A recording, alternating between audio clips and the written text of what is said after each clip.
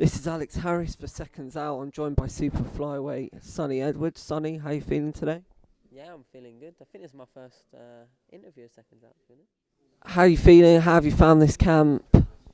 Yeah, I'm feeling good. I mean, I don't think any fighter ever comes in and says, "Oh, do you know what I mean about a shit camp." But yeah, I feel good. I feel ready. I'm just looking at putting in a performance. The fight nights are the only nights we really enjoy as a fighter, for me anyway. Don't know about everyone else, but this is what I live for. Nights like this, to fight at events like this. So I'm looking forward to hopefully shining and stealing the show. I feel like I have done that in my last three fights.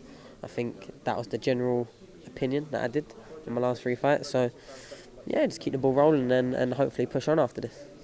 Now, Hiram Gallardo up on Saturday night. How much do you look into your opponent and how much time do you spend focusing on what they're going to bring to the fight? You know, I do a little scouting mission.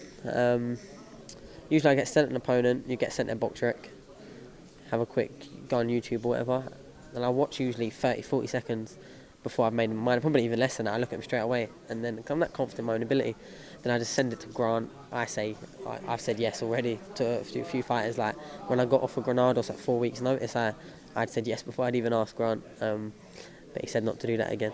But yeah, I don't look too much into him. Like I said in the press conference, them fighting someone else, it won't be the same as them fighting me. I bring something totally different that very, very few fighters do, because I'm that defensive minded and all my attacks come off defence. So I'm a very hard person to hit, and the opportunity someone gets to land on me is really 10, 15, 20 seconds of a 3-minute round, and that's how I work, and that's how I win rounds quite clearly. And sometimes I'm not working very hard at all.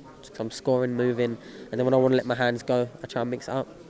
Now, in the programme, you're sort of coming on leaps and bounds. You're obviously mandated for the British title and you're struggling to get an opponent. Is there anything more you can tell us about that? Well, like I said, I'm trying to get it.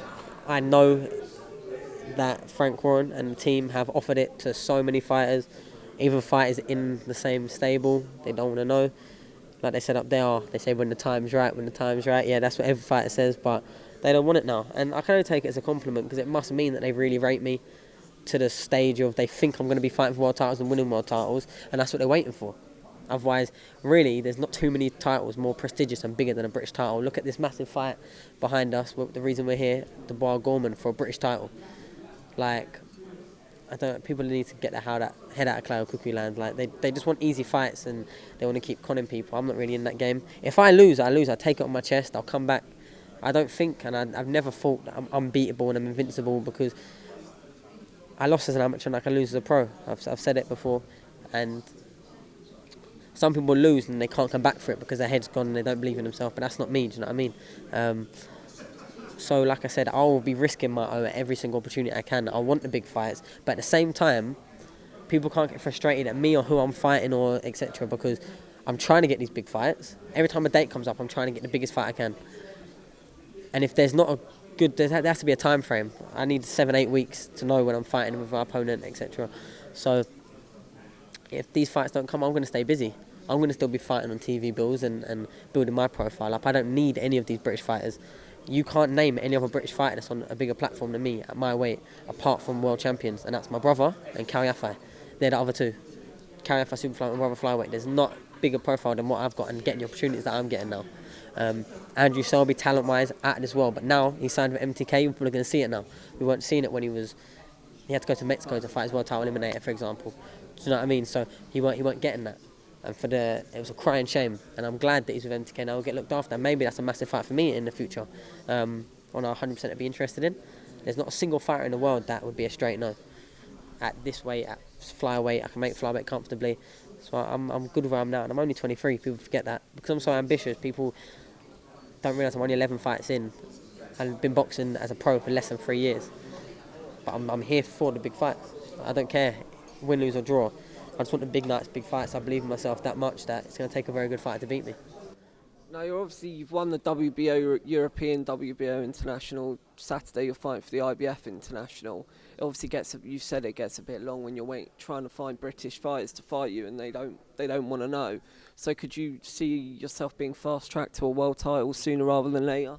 Yeah, I think that's my promoter's plan, to be honest. I think Uncle Frank wants to get me a world title shot sooner rather than later and see, do you know what I mean? If we chuck him, because apart from 5 seconds in my, not my last fight, fight before that Granada's when I went down, they've not seen me in a moment's of trouble of any of my fights, and they're meant to all be tougher fight. Like, very good fighters on the way up, they have a few like little bad rounds against other tough fighters, but I haven't had that. So they're thinking, what level he got to get in with someone that they're really gonna bother him for a prolonged period of time. I haven't lost a round clearly as a pro, I don't believe. Obviously, when I got put down, it was still a 10-9 round on on all the scorecards, because I won it that convincingly apart from the knockdown. But I think they're just going to say, look, we'll roll the dice. And I think if I come out like smelling the roses, then happy days. If not, I can build again. Like I mean, and they're never going to have to push me in the ring. I'm not going to be going around the houses. I just want fights, fights, fights. Maybe if I went up for a world title and lost, then loads of opportunities will come up because people think, actually, he's beatable. I'll beat him now.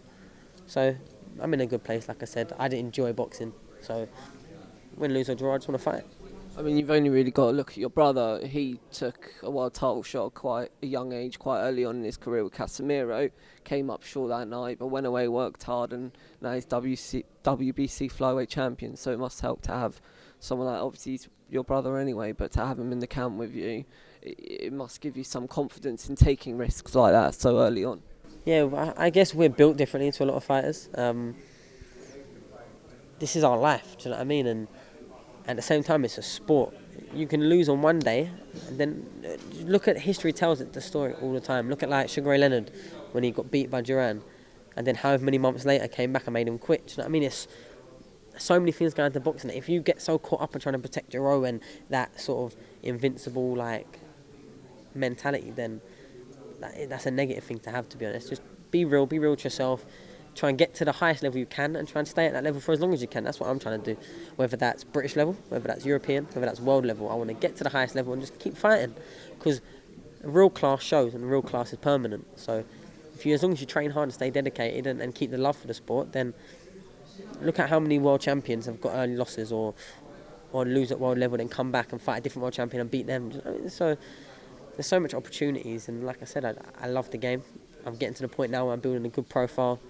I'm on these opportunities, these events, so I can't really complain too much, to be honest. Well, Sonny, I don't want to keep you too much longer. Thank you for talking to Seconds Out. Good luck on Saturday. And yeah, all the best. Cheers, mate. Cheers, mate.